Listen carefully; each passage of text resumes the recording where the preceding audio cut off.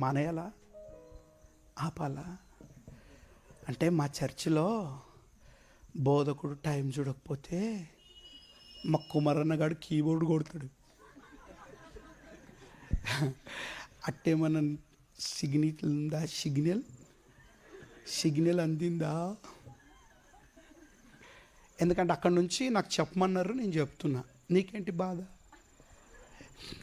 మీరు ఎట్టయినా వింటరా? Musicians ఆడినైనా వింటరా? ఆడొక్కడే Bible పట్టుకున్నాడు, మీ ఇద్దరు బైబిల్ ఏడుని ఇప్పుడుది కదా. మీకు విషయం తెలుసా? సేవకుడు బలంగా వాడబడాలి అంటే సంగీతకారులు ఉపవాసంతో వాయించాలి, ప్రార్థనతో, మోకాళ్ళొంగి. అది నేను కోరుకునేది కాదు, దేవుడు కోరుకునేది. మందిరాలు కట్టాలన్నా, పనులు జరగాల, మీరు బైబిల్ చదవండి. మందిరాలు కట్టాలన్నా ఒక విషయం చెప్తా. మనం విత్తనం వేయాలి పొలంలో. విత్తనం వేయాలంటే ఏం చేయాలా? దున్నాల. ఆ దున్నడం అంటేనే సంగీతం, పాటలు, ఆరాధన తార దున్నబడ్డాక పాస్టర్ వచ్చేసే విత్తనాలు ఫలిస్తాయి. ఈ స్వార్థలో సేవకుని ఒక్కడిదే పని కాదు. సేవకుని పని 10%, కానీ మీ పని 90%. మీరు నలిగిపోయి వెలిగి దెబ్బ కొడితే అది మానవుని హృదయంలో కాదు, హృదయాంతరములో దాగి ఉన్న ఆ నీటి బుడగలు బయటికి రావాలి. People will be cry. ఒకసారి బిల్లీ గ్రహాం గారి దగ్గరికి వినాలి.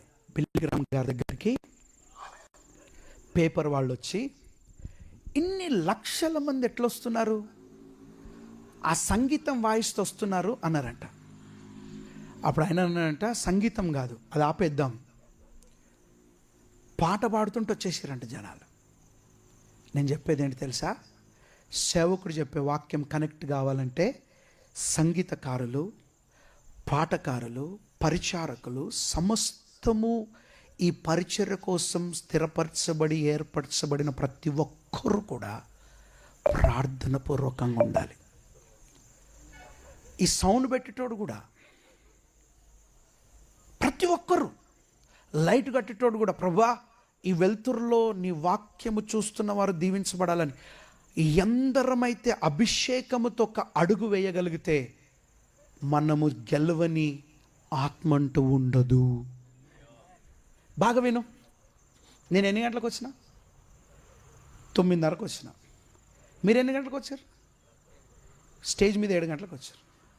ఇప్పుడు మీరు వాయిస్తుంటే ఆ పక్కలు ఉన్న వాళ్ళకి, అబ్బా ఏం కొడుతుర్రు అప్ప వాళ్ళు, కనీసం మీకు చూడడానికి వచ్చారు అనుకో, ఒక సంగీతం వాళ్ళని ఆకర్షించి పాట వాళ్ళని పట్టుకుంటే, సేవకుడు పాలిష్ కొట్టేస్తే వాళ్ళు పరలోకానికి వచ్చేస్తారు. ఏమంటారు ఈ మాట? తిక్కలేస్తే ఒకడు కొట్టు, కానీ మనసు మీదకి వెళ్ళి తీసుకోకు.